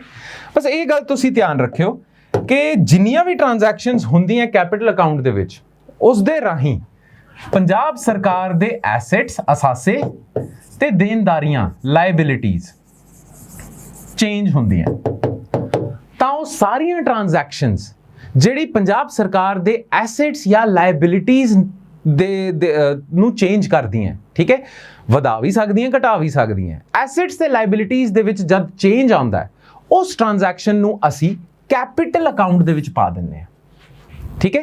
So capital account transactions consists of those transactions that either increase or decrease assets or increase or decrease liabilities, ਠੀਕ ਹੈ। ਨਾਓ ਐਗਜ਼ਾਮਪਲ ਰਾਹੀਂ ਦੇਖ ਲੈਂਦੇ ਹਾਂ ਕਿ ਕੈਪੀਟਲ ਰਿਸੀਟਸ ਦੇ ਵਿੱਚ ਕੀ ਕੁਝ ਆ ਜਾਂਦਾ ਹੈ। ਨਾਓ ਕੈਪੀਟਲ ਰਿਸੀਟਸ ਦੇ ਵਿੱਚ ਕੀ ਹੁੰਦਾ ਹੈ, ਸਰਕਾਰ ਦੇ ਕੋਲ ਪੂੰਜੀ ਖਾਤੇ ਦੇ ਵਿੱਚ ਕੈਪੀਟਲ ਅਕਾਊਂਟ ਦੇ ਵਿੱਚ ਆਮਦਨ ਕਿੱਥੋਂ ਹੋ ਰਹੀ ਹੈ, ਪੈਸਾ ਕਿੱਥੋਂ ਆ ਰਿਹਾ ਹੈ।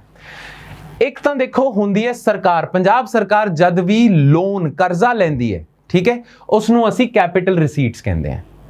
ਤਾਂ ਕੈਪੀਟਲ ਰਿਸੀਟਸ ਨੂੰ ਵੀ ਨਾ ਤੁਸੀਂ ਦੋ ਭਾਗਾਂ ਦੇ ਵਿੱਚ ਵੰਡ ਦਿੰਦੇ ਹੋ। ਇੱਕ ਤਾਂ ਹੁੰਦੀ ਹੈ ਡੈਟ ਰਿਸੀਟਸ, ਜਿਹੜਾ ਵੀ ਲੋਨ ਜਿਹੜਾ ਵੀ ਕਰਜ਼ਾ ਪੰਜਾਬ ਸਰਕਾਰ ਮਤਲਬ ਪੰਜਾਬ ਸਰਕਾਰ ਦਾ ਟੋਟਲ ਜਿੰਨਾ ਵੀ ਕਰਜ਼ਾ ਹੈ ਜਿਹੜਾ ਇੱਕ ਸਾਲ ਦੇ ਵਿੱਚ ਪੰਜਾਬ ਸਰਕਾਰ ਲੈ ਰਹੀ ਹੈ, ਉਹ ਪੈਸਾ ਤਾਂ ਆ ਰਿਹਾ ਹੈ ਨਾ ਸਰਕਾਰ ਕੋਲ, ਇਸ ਕਰਕੇ ਅਸੀਂ ਉਸ ਨੂੰ ਰਿਸੀਟਸ ਕਹਿੰਦੇ ਹਾਂ।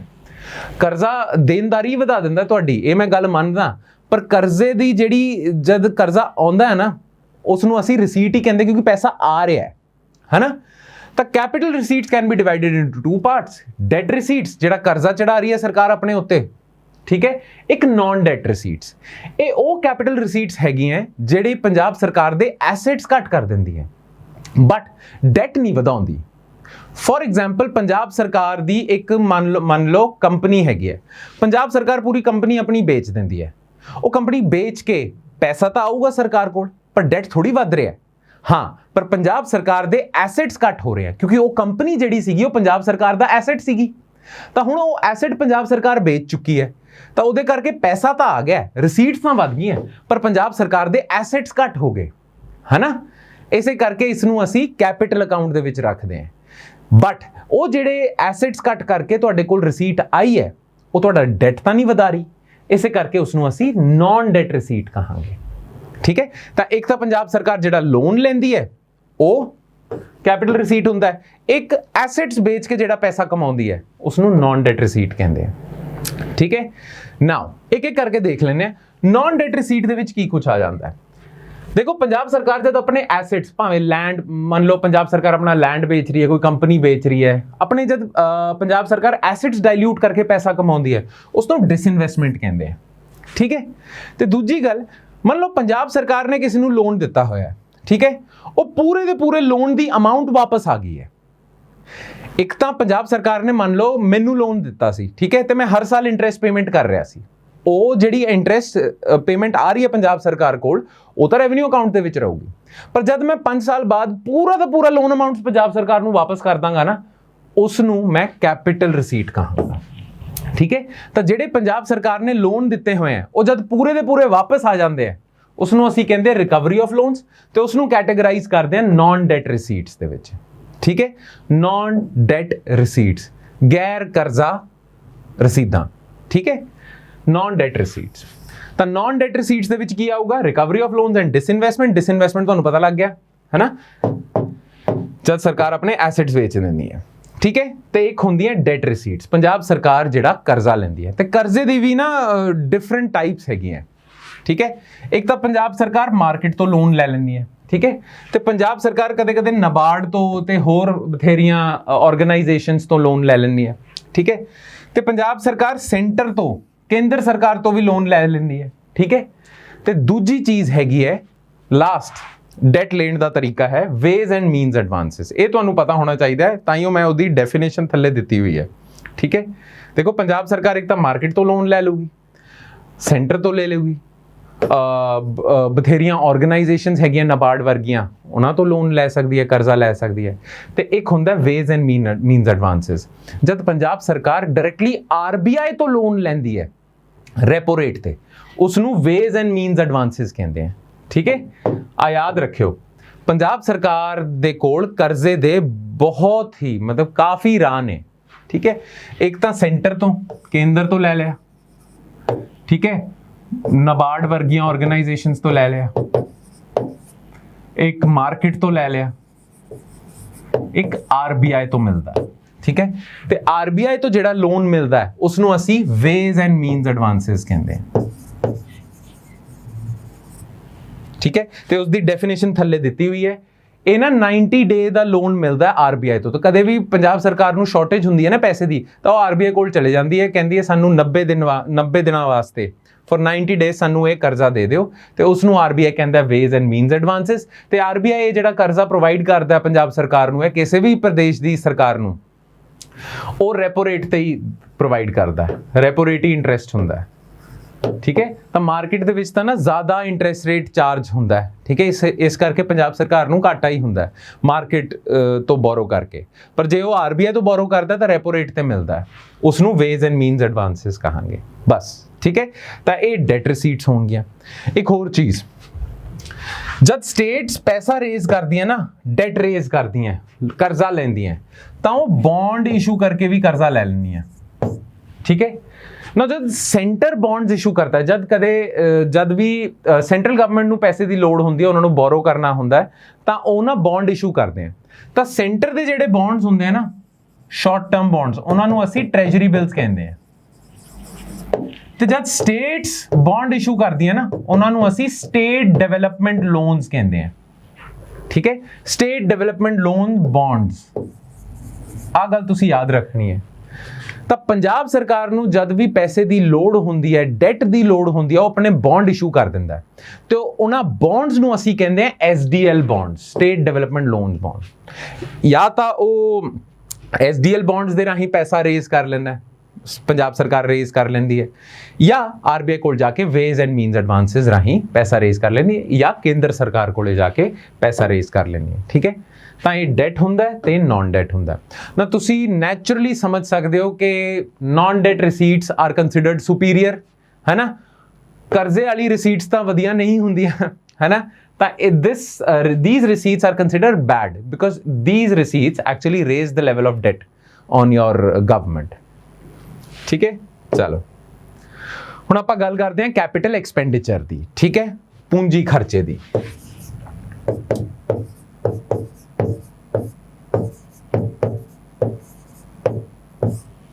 ਠੀਕ ਹੈ, ਕੈਪੀਟਲ ਐਕਸਪੈਂਡੀਚਰ, ਰੈਵਨਿਊ ਅਕਾਊਂਟ ਅਸੀਂ ਦੇਖ ਲਿਆ। ਠੀਕ ਹੈ, ਰਿਸੀਟਸ ਐਕਸਪੈਂਡੀਚਰ ਵੀ ਦੇਖ ਲਏ, ਤੇ ਹੁਣ ਕੈਪੀਟਲ ਦੇ ਅਕਾਊਂਟ ਦੇ ਵੀ ਰਿਸੀਟਸ ਦੇਖ ਲਈਆਂ। ਹੁਣ ਕੈਪੀਟਲ ਅਕਾਊਂਟ ਦੇ ਵਿੱਚ ਖਰਚਾ ਕੀ ਹੁੰਦਾ, ਕੈਪੀਟਲ ਐਕਸਪੈਂਡੀਚਰ। ਮੈਂ ਤੁਹਾਨੂੰ ਦੱਸਿਆ ਸੀ ਕਿ ਪੂਰੇ ਦੇ ਪੂਰੇ ਕੈਪੀਟਲ ਅਕਾਊਂਟ ਦੇ ਵਿੱਚ ਉਹੀ ਟ੍ਰਾਂਜੈਕਸ਼ਨਸ ਇੰਕਲੂਡ ਹੋਣਗੀਆਂ ਜਿਨ੍ਹਾਂ ਦੇ ਰਾਹੀਂ ਐਸੈਟਸ ਤੇ ਲਾਇਬਿਲਿਟੀਜ਼ ਚੇਂਜ ਹੁੰਦੀਆਂ। ਠੀਕ ਹੈ, ਪੰਜਾਬ ਸਰਕਾਰ ਦੀ ਐਸੈਟਸ ਜਾਂ ਲਾਇਬਿਲਿਟੀਜ਼ ਜੇ ਵੱਧ ਰਹੀਆਂ ਜਾਂ ਘਟ ਰਹੀਆਂ, ਉਹ ਸਾਰੀਆਂ ਟ੍ਰਾਂਜੈਕਸ਼ਨਸ ਕੈਪੀਟਲ ਅਕਾਊਂਟ ਦੇ ਵਿੱਚ ਆਣਗੀਆਂ। That is true for capital receipts and capital expenditure. ਤਾਂ ਪੰਜਾਬ ਸਰਕਾਰ ਦਾ ਜਿੰਨਾ ਵੀ ਖਰਚਾ ਹੈਗਾ, ਜਿਸ ਦੇ ਰਾਹੀਂ ਪੰਜਾਬ ਸਰਕਾਰ ਆਪਣੇ ਐਸੈਟਸ, ਅਸਾਸੇ ਜਾਂ ਲਾਇਬਿਲਿਟੀਜ਼ ਦੇ ਵਿੱਚ ਚੇਂਜਸ ਕਰ ਰਹੀ ਹੈ, ਉਹਨਾਂ ਸਾਰੇ ਖਰਚਿਆਂ ਨੂੰ ਅਸੀਂ ਕੈਪੀਟਲ ਖਰਚਾ ਜਾਂ ਪੂੰਜੀ ਖਰਚਾ ਜਾਂ ਕੈਪੀਟਲ ਐਕਸਪੈਂਡੀਚਰ ਕਹਾਂਗੇ। ਨਾ ਕੈਪੀਟਲ ਐਕਸਪੈਂਡੀਚਰ ਦੇ ਵਿੱਚ ਕੀ ਕੁਝ ਇੰਕਲੂਡਡ ਹੈ? ਇੱਕ ਤਾਂ ਪੰਜਾਬ ਸਰਕਾਰ ਨੇ ਜਿਹੜਾ ਲੋਨ ਲਿਆ ਹੋਇਆ, ਹੁਣ ਇਹ ਨਾ ਬਾਰੀਕੀ ਦਾ ਫਰਕ ਤੁਸੀਂ ਯਾਦ ਰੱਖਣਾ। ਮੰਨ ਲਓ ਪੰਜਾਬ ਸਰਕਾਰ ਨੇ ਲੋਨ ਲਿਆ ਹੋਇਆ, ਠੀਕ ਹੈ, 5 ਸਾਲ ਦਾ ਲੋਨ ਲਿਆ ਹੋਇਆ, ਤਾਂ 5 ਸਾਲਾਂ ਤੱਕ ਹਰ ਸਾਲ ਪੰਜਾਬ ਸਰਕਾਰ ਨਾ ਇੰਟਰਸਟ ਪੇ ਕਰ ਰਹੀ ਹੈ।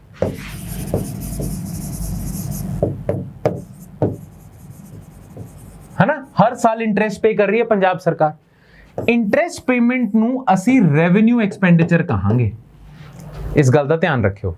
ਇੰਟਰਸਟ ਪੇਮੈਂਟ, ਲੋਨ ਦੀ ਇੰਟਰਸਟ ਪੇਮੈਂਟ ਜਿਹੜੀ ਹੁੰਦੀ ਹੈ, ਉਸ ਨੂੰ ਰੈਵਨਿਊ ਐਕਸਪੈਂਡੀਚਰ ਕਹਿੰਦੇ ਆ।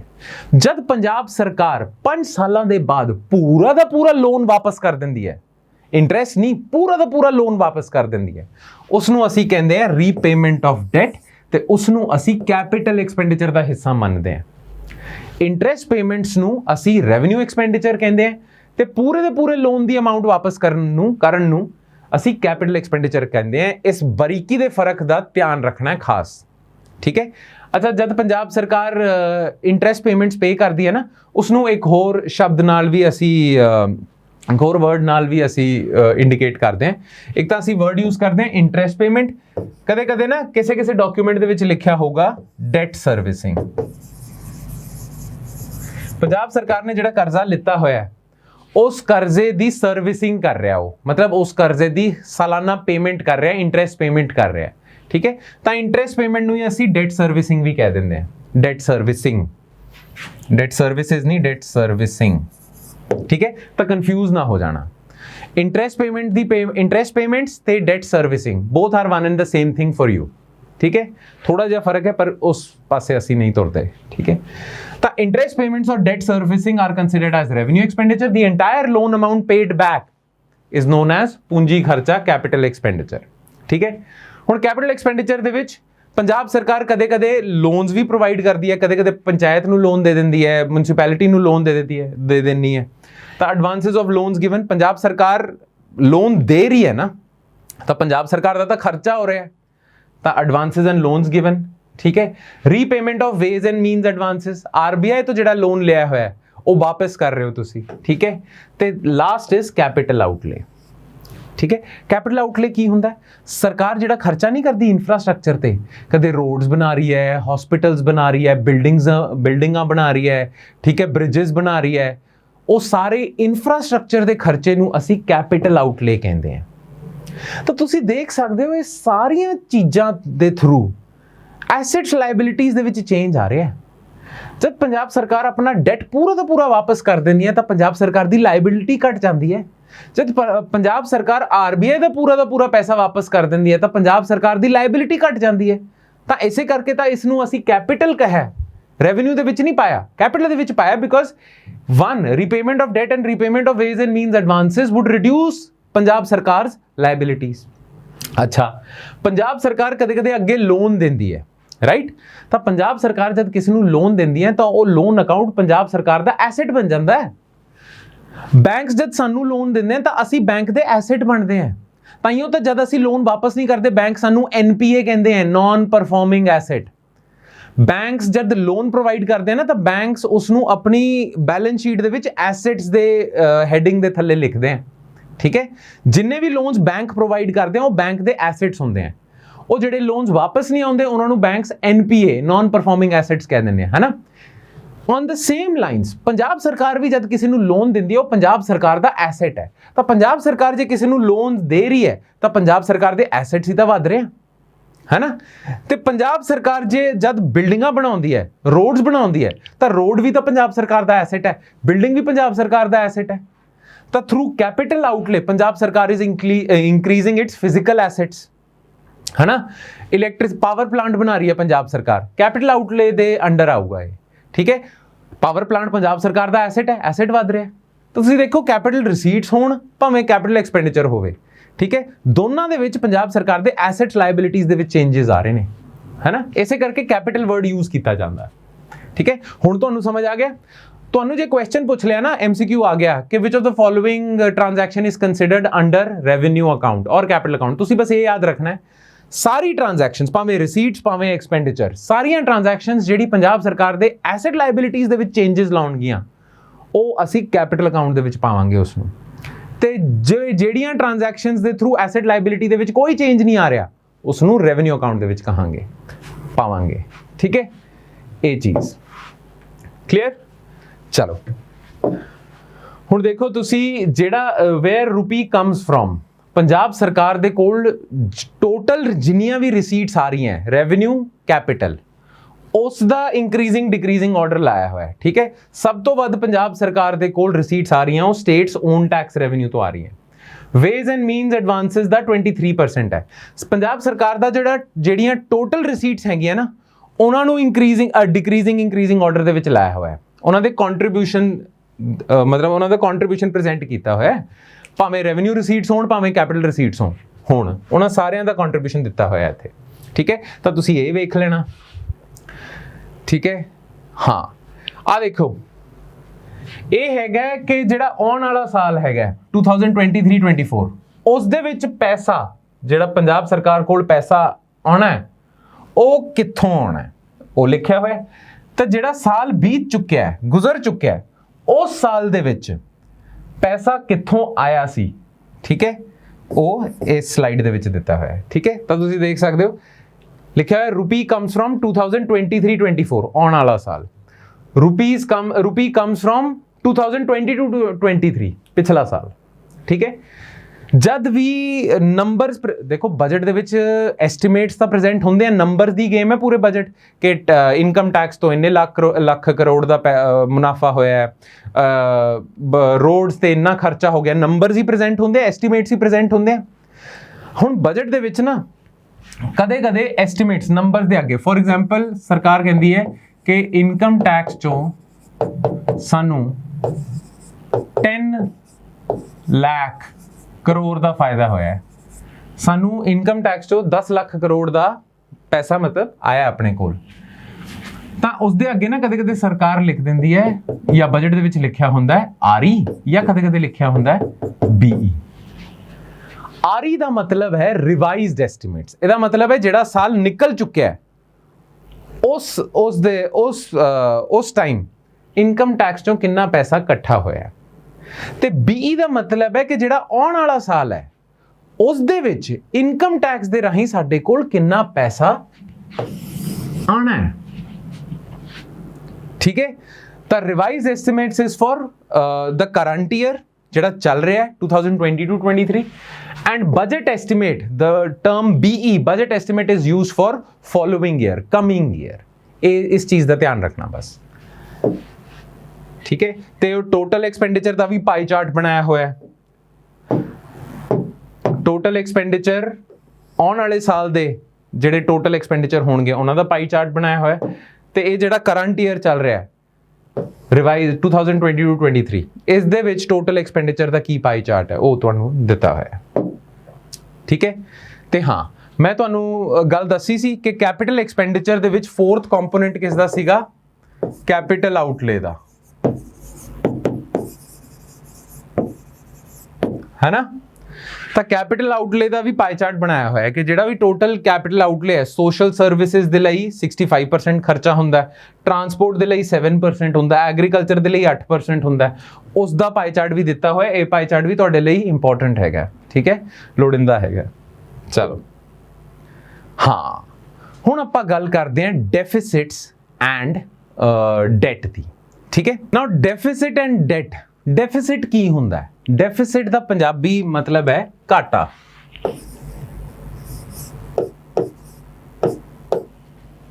ਠੀਕ ਹੈ, ਡੈਫਿਸਿਟ ਜਿਹੜਾ ਹੋ ਰਿਹਾ ਹੈ। ਠੀਕ ਹੈ, ਹੁਣ ਡੈਫਿਸਿਟ ਨਾ 2-3 ਤਰੀਕਿਆਂ ਦੇ ਹੁੰਦੇ ਆ। ਇੱਕ ਹੁੰਦਾ ਹੈ ਰੈਵਨਿਊ ਡੈਫਿਸਿਟ, ਇੱਕ ਹੁੰਦਾ ਹੈ ਫਿਸਕਲ ਡੈਫਿਸਿਟ, ਇੱਕ ਹੁੰਦਾ ਹੈ ਪ੍ਰਾਇਮਰੀ ਡੈਫਿਸਿਟ, ਹੈ ਨਾ।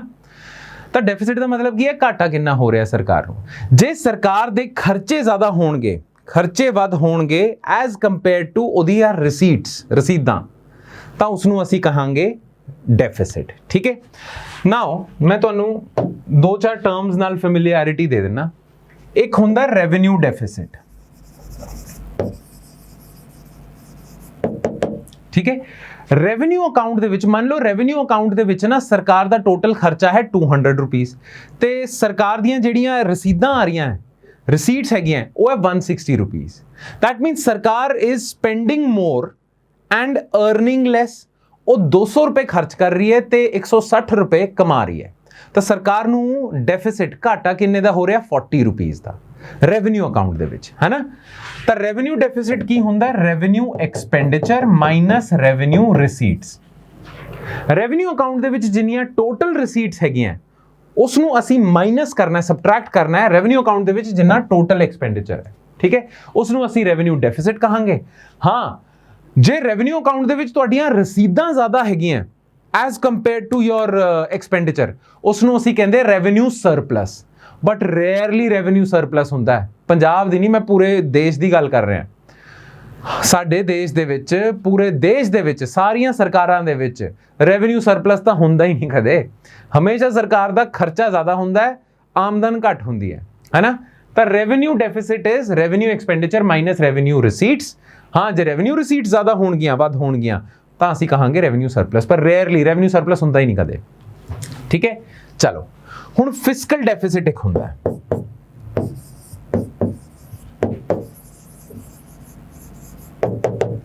ਠੀਕ ਹੈ, ਹੁਣ ਫਿਸਕਲ ਡੈਫਿਸਿਟ ਕੀ ਹੁੰਦਾ ਹੈ? ਦੇਖੋ, ਰੈਵਨਿਊ ਅਕਾਊਂਟ ਦੇ ਵਿੱਚ ਜਦ ਅਸੀਂ ਰੈਵਨਿਊ ਅਕਾਊਂਟ ਦੇ ਵਿੱਚ ਐਕਸਪੈਂਡੀਚਰ ਤੋਂ ਰਿਸੀਟਸ ਮਾਈਨਸ ਕਰ ਰਹੇ ਸੀ ਤਾਂ ਉਸ ਨੂੰ ਰੈਵਨਿਊ ਡੈਫਿਸਿਟ ਕਹਿ ਰਹੇ ਸੀ। ਠੀਕ ਹੈ, ਜਦ ਪੂਰੇ ਦੇ ਪੂਰੇ ਬਜਟ ਦੇ ਵਿੱਚ ਰੈਵਨਿਊ ਅਤੇ ਕੈਪੀਟਲ ਦੋਨਾਂ ਦੇ ਵਿੱਚ ਟੋਟਲ ਐਕਸਪੈਂਡੀਚਰ ਮਾਈਨਸ ਟੋਟਲ ਰਿਸੀਟਸ ਕੀਤੀਆਂ ਜਾਂਦੀਆਂ, ਉਸ ਨੂੰ ਅਸੀਂ ਫਿਸਕਲ ਡੈਫਿਸਿਟ ਕਹਿੰਦੇ ਹਾਂ।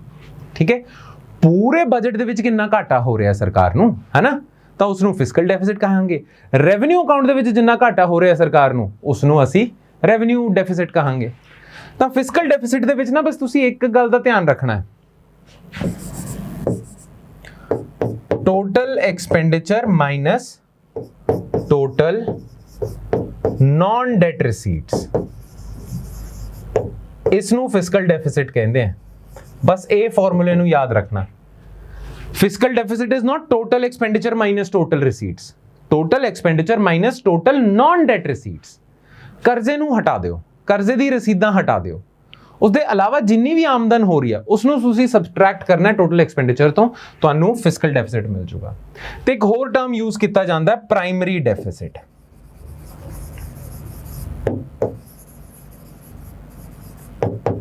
ਪ੍ਰਾਇਮਰੀ ਡੈਫਿਸਿਟ ਕੀ ਹੁੰਦਾ ਹੈ ਕਿ ਤੁਸੀਂ ਨਾ ਟੋਟਲ ਐਕਸਪੈਂਡੀਚਰਸ ਚੋਂ ਇੰਟਰਸਟ ਪੇਮੈਂਟਸ ਹਟਾ ਦਿਓ। ਦੇਖੋ, ਡੈਟ ਸਰਵਿਸਿੰਗ ਵੀ ਸਰਕਾਰ ਨੂੰ ਕਰਨੀ ਹੁੰਦੀ ਹੈ। ਜਿਹੜਾ ਪਿਛਲਾ ਕਰਜ਼ਾ ਲਿੱਤਾ ਹੋਇਆ ਹੈ ਉਹਦੀ ਸਰਵਿਸਿੰਗ ਵੀ ਤਾਂ ਚੱਲ ਰਹੀ ਹੈ, ਉਹਦੀ ਇੰਟਰਸਟ ਪੇਮੈਂਟਸ ਵੀ ਤਾਂ ਜਾ ਰਹੀਆਂ। ਤਾਂ ਸਰਕਾਰ ਦੇਖਣਾ ਚਾਹੁੰਦੀ ਹੈ ਕਿ ਯਾਰ ਇੰਟਰਸਟ ਪੇਮੈਂਟਸ ਨੂੰ ਹਟਾ ਦਿਓ, ਸਾਡੇ ਐਕਸਪੈਂਡੀਚਰਸ ਦੇ ਵਿੱਚ ਇੰਟਰਸਟ ਪੇਮੈਂਟਸ ਦਾ ਜਿਹੜੀ ਕੰਟਰੀਬਿਊਸ਼ਨ ਹੈ ਉਸ ਨੂੰ ਹਟਾ ਦਿਓ, ਫਿਰ ਸਾਨੂੰ ਡੈਫਿਸਿਟ ਹੋ ਰਿਹਾ। ਤਾਂ ਅਸੀਂ ਕੀ ਕਰਦੇ ਹਾਂ, total expenditure minus interest liabilities. ठीक है, total expenditure minus interest liabilities minus total non debt receipts. बस एक हिसाब नाल तुसी देखियो, fiscal deficit minus net interest liabilities, interest payments नू हटा दो फिस्कल डेफिसिट चों ਤਾਂ ਤੁਹਾਨੂੰ ਪ੍ਰਾਇਮਰੀ ਡੈਫਿਸਿਟ ਮਿਲਦਾ ਹੈ। ਤਾਂ primary deficit is basically fiscal deficit minus interest payments. ਠੀਕ ਹੈ, ਇਸ ਨੂੰ ਇਹ ਤਿੰਨ ਡੈਫਿਸਿਟਸ ਹੈ ਜਿਨ੍ਹਾਂ ਦੇ ਬਾਰੇ ਤੁਹਾਨੂੰ ਪਤਾ ਹੋਣਾ ਚਾਹੀਦਾ ਹੈ। ਨਾ ਪੰਜਾਬ ਸਰਕਾਰ ਨੇ ਇਸ ਵਾਰੀ ਇਹਨਾਂ ਦੀ ਡਿਟੇਲ ਦਿੱਤੀ ਹੋਈ ਹੈ। ਠੀਕ ਹੈ, ਤਾਂ ਇਹ ਪਰਸੈਂਟ, ਅੱਛਾ, ਇਹ ਜਿਹੜੇ ਡੈਫਿਸਿਟਸ ਹੁੰਦੇ ਆ ਨਾ, ਇਹਨਾਂ ਨੂੰ ਅਸੀਂ ਮੈਜ਼ਰ ਕਰਦੇ ਹਾਂ as a percentage of GDP। For example, revenue deficit ਹੈਗਾ, ਮੰਨ ਲਓ ਪੰਜਾਬ ਸਰਕਾਰ ਦਾ ਹੈਗਾ ਰੈਵਨਿਊ ਡੈਫਿਸਿਟ 100 ਰੁਪਏ ਦਾ। ਠੀਕ ਹੈ, ਤੇ ਪੰਜਾਬ ਸਰਕਾਰ ਦੀ GSDP ਚੱਲ ਰਹੀ ਹੈ 1000 ਰੁਪਏ ਦੀ। ਤਾਂ ਅਸੀਂ ਕਹਾਂਗੇ ਕਿ Punjab ਸਰਕਾਰ's revenue deficit is 10% of its GSDP। ਤਾਂ GDP ਜਾਂ GSDP ਦੇ ਪਰਸੈਂਟੇਜ ਦੇ ਵਿੱਚ ਮੈਜ਼ਰ ਕਰਦੇ ਹਾਂ ਸਾਰੇ ਡੈਫਿਸਿਟਸ ਨੂੰ ਅਸੀਂ ਘੱਟ ਨੂੰ। ਠੀਕ ਹੈ, ਤੁਸੀਂ ਦੇਖ ਸਕਦੇ ਹੋ ਬਲੂ ਲਾਈਨ ਜਿਹੜੀ ਹੈਗੀ ਉਹ ਫਿਸਕਲ ਦੀ ਹੈ, ਆਪਣੀ ਜਿਹੜੀ ਔਰੇਂਜ ਹੈ ਉਹ ਰੈਵਨਿਊ ਦੀ ਹੈ, ਤੇ ਪਰਪਲ ਲਾਈਨ ਪ੍ਰਾਇਮਰੀ ਡੈਫਿਸਿਟ ਦੀ ਹੈਗੀ ਹੈ। ਠੀਕ ਹੈ, ਤਾਂ ਉਹ ਡਿਟੇਲ ਦਿੱਤੀ ਹੋਈ ਹੈ। ਕਲੀਅਰ? ਤੇ ਇੱਥੇ ਦਿੱਤਾ ਹੋਇਆ ਹੈ, ਇਹ ਤਾਂ ਡੈਫਿਸਿਟਸ ਦਾ ਸਕਰੀਨਸ਼ਾਟ ਹੈ। ਇਹ ਜਿਹੜਾ ਸਕਰੀਨਸ਼ਾਟ ਹੈਗਾ ਉਹ ਡੈਟ ਦਾ ਹੈਗਾ, ਪੰਜਾਬ ਸਰਕਾਰ ਤੇ ਟੋਟਲ ਕਰਜ਼ਾ ਕਿੰਨਾ ਹੈ। ਠੀਕ ਹੈ, ਤਾਂ ਇਹ ਦੋਨੋਂ ਸਕਰੀਨਸ਼ਾਟਸ ਆ ਜਿਹੜੇ ਫਿਗਰਸ ਹੈਗੇ ਉਹਨਾਂ ਤੇ ਨਿਗਾਹ ਜ਼ਰੂਰ ਮਾਰ ਲੈਣਾ। ਠੀਕ ਹੈ, ਨੰਬਰਸ ਥੋੜੇ ਜਿਹੇ ਯਾਦ ਰੱਖਣਾ, ਸਾਰੇ ਨੰਬਰ ਨਹੀਂ ਯਾਦ ਰੱਖਣੇ, ਬਸ ਇਹ ਯਾਦ ਰੱਖਣਾ ਹੈ ਕਿ ਜਿਹੜਾ ਆਉਣ ਵਾਲਾ ਸਾਲ ਹੈ ਉਸ ਸਾਲ ਦੇ ਵਿੱਚ ਸਰਕਾਰ ਤੇ ਕਿੰਨਾ ਡੈਟ ਹੋਣਾ ਹੈ। ਸਿਰਫ ਇਹ ਵਾਲੀ ਬਿਲਡਿੰਗ ਦਾ ਧਿਆਨ ਰੱਖਣਾ ਤੁਸੀਂ, ਤੇ ਡੈਫਿਸਿਟ ਦੇ ਵਿੱਚ ਵੀ ਸਿਰਫ ਇਸ ਦਾ ਧਿਆਨ ਰੱਖਣਾ, ਲਾਸਟ ਕਾਲਮ ਦਾ, ਇਸ ਦੇ ਨੰਬਰਸ ਯਾਦ ਰੱਖਣੇ। ਮਤਲਬ ਤੁਹਾਨੂੰ ਯਾਦ ਰੱਖਣਾ ਹੈ ਕਿ ਆਉਣ ਵਾਲੇ ਸਾਲ ਦੇ ਵਿੱਚ ਪੰਜਾਬ ਸਰਕਾਰ ਦਾ ਫਿਸਕਲ ਡੈਫਿਸਿਟ ਕਿੰਨਾ ਹੋਣਾ, 4.98%, ਰੈਵਨਿਊ ਡੈਫਿਸਿਟ ਹੋਣਾ 3.58%, ਪ੍ਰਾਇਮਰੀ ਡੈਫਿਸਿਟ ਹੋਣਾ 1.8%, 83%, ਹੈ ਨਾ। ਤੇ ਪੰਜਾਬ ਸਰਕਾਰ ਦਾ ਟੋਟਲ ਡੈਟ ਕਿੰਨਾ ਹੋਣਾ ਹੈ, ਮੋਰ ਦੈਨ 3 ਲੱਖ ਕਰੋੜ। ਠੀਕ ਹੈ, ਮੋਰ ਦੈਨ 3 ਲੱਖ ਕਰੋੜ ਪੰਜਾਬ ਸਰਕਾਰ ਦਾ ਟੋਟਲ ਡੈਟ ਹੋਣਾ ਹੈ ਨੈਕਸਟ ਈਅਰ ਦੇ ਵਿੱਚ, that is 46.81% ਆਫ ਪੰਜਾਬ ਸਰਕਾਰ's GSDP। ਕਲੀਅਰ? ਇਹ ਫਿਗਰਸ ਯਾਦ ਰੱਖਣੀਆਂ। ਕਲੀਅਰ? ਤਾਂ ਇਹ ਤਾਂ ਹੋ ਗਏ ਪੰਜਾਬ ਬਜਟ ਦੇ ਬੇਸਿਕਸ। ਨਾ ਇਸ ਸਾਲ ਬਜਟ ਦੇ ਵਿੱਚ ਪੰਜਾਬ ਸਰਕਾਰ ਨੇ ਕੁਝ ਅਨਾਉਂਸਮੈਂਟਸ ਵੀ ਕੀਤੀਆਂ ਸੀਗੀਆਂ। है ना। कुछ न्यू इनिशिएटिव्स भी लैके आए सी एग्रीकल्चर सैक्टर दे विच, सोशल सैक्टर दे विच कुछ स्कीमां दी अनाउंसमेंट कीतियां सीगियां, है ना। तो वो सारा जिहड़ा पोर्शन है ना वो रट्टे वाला है। तो मैं की करांगा कि ये जिहड़ा बजट दा साडा लैक्चर हैगा इस दे नाल तुहानूं ना एक PDF मिलूगी, ठीक है। उस PDF दे विच पंजाब सरकार दे जिहड़े major new initiatives, new schemes जिहड़ी पंजाब सरकार ने लॉन्च करी हैं उन्हां दी इन्फॉर्मेशन दित्ती होगी, ठीक है। तो उसका रट्टा जरूर मार लियो, ਉਹਦੇ ਚੋਂ ਵੀ सवाल पूछे जा सकते हैं। ये तो ਜਿਹੜਾ ਕੰਪੋਨੈਂਟ ਅਸੀਂ कवर किया ना थोड़ी देर पहला, ठीक है, the initial part of our lecture, ये तो कॉन्सैप्चुअल सीगा, इसकी समझ होनी चाहिए है। बाकी ਜਿਹੜਾ रट्टे वाला ਕੰਪੋਨੈਂਟ है वो हैगा कि पंजाब सरकार ने इस साल बजट ਦੇ ਵਿੱਚ ਕਿਹੜੀਆਂ ਅਨਾਉਂਸਮੈਂਟਸ ਕੀਤੀਆਂ, न्यू स्कीम्स लैके आई है पंजाब सरकार। ਤਾਂ ਉਹਦੀ ਲਿਸਟ ਨਾ, ਉਹ ਸਕੀਮਸ ਦੀ ਲਿਸਟ ਜਿਹੜੀ ਹੈਗੀ ਹੈ ਉਹ ਤੁਹਾਡੇ ਨਾਲ ਸ਼ੇਅਰ ਕਰਤੀ ਜਾਊਗੀ, ठीक है।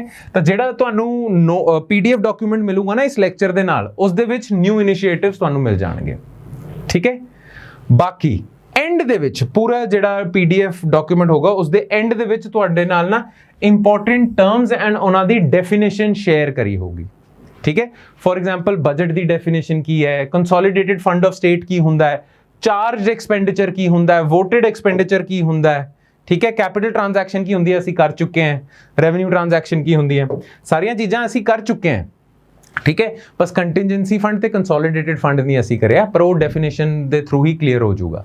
तो नोट्स के एंड दे विच ना ये इंपॉर्टेंट टर्म्स भी दित्तियां हुई हैं, उन्हां दी डेफिनेशन भी एक बारी पढ़ लेना, क्लीयर। डेफिनेशन एक बारी पढ़ लेना ते स्कीम्स दा रट्टा जरूर ला देना। बाकी जो कुछ भी हैगा तुहाडी PDF दे विच वो असी डिस्कस ही कर चुके हैं, ठीक है जी, क्लीयर। चलो फिर इस तरह ही अपना खत्म हो जाता है पंजाब बजट। तो ध्यान रखियो ਜਿਹੜੇ सियासी बयानबाजी है ਉਹਦੇ ਤੇ ध्यान नहीं देना तुसी, ठीक है। जो कुछ भी ਅੱਜ डिस्कस होया बस ਉਹੀ याद रखना है फॉर योर एग्जामिनेशन। ਤੁਹਾਡੇ ਪ੍ਰੀਖਿਆ ਦੇ ਲਈ सिर्फ यही इन्फॉर्मेशन इंपॉर्टेंट है ਜਿਹੜੀ ਅੱਜ ਦੇ ਲੈਕਚਰ ਦੇ ਵਿੱਚ डिस्कस हुई है, ਇਹਦੇ ਬਾਹਰ ਬਿਲਕੁਲ नहीं जाना। कोई होर वीडियो देखने की भी लोड़ नहीं है, कोई होर किताब पढ़ने की लोड़ नहीं है, कुछ भी करने की लोड़ नहीं है। बस ये लैक्चर जिहड़ा हैगा अज मैं तुहाडे नाल शेयर किया है तो इस दे नाल जिहड़ी PDF हैगी है बस वो ध्यानपूर्वक पढ़ना तुसी, ठीक है। बस उस दे अलावा कुछ होर करने की लोड़ नहीं है as far as Punjab budget 2023-24 is concern, ठीक है जी। चलो फिर मैं इजाजत लेना तुहाडे तो। Thank you so much everyone. I hope you liked the lecture and I hope you understood the lecture as well. जो कुछ भी सीगा, जो कुछ भी पेचीदा जिहा सीगा इस पंजाब बजट दे विच टेक्निकल जिहा सीगा वो तुहानूं समझ आ गया है, I hope so। फिर भी कोई डाउट तुहाडा हैगा please use the comment section below carefully. कोई भी डाउट हैगा तुहाडा, no matter how silly that doubt is, तुहानूं लग सकदा है कि यार बहुत ही जवाका वाला डाउट है, बहुत ही सिली डाउट है, पर प्लीज़ वो डाउट जरूर पुछो। Please write your doubts in the comment section below, ठीक है। तो तुहानूं जे डाउट हैगा कोई जरूर पुछो, थल्ले कॉमेंट सेक्शन नूं यूज़ करो, ठीक है। बाकी जे तुहानूं वधिया लग्गिया लैक्चर तां फिर वधिया है। जो कुछ भी इन्फॉर्मेशन इत्थे शेयर की गई है तुहाडे नाल, जे तुहानूं समझ आ गई बस उहनूं रट लो, तुहाडे एग्जामिनेशन दे लई बहुत ज़्यादा इंपॉर्टेंट है। चलो फिर thank you so much everyone, I will see you next time with more stuff. Thank you.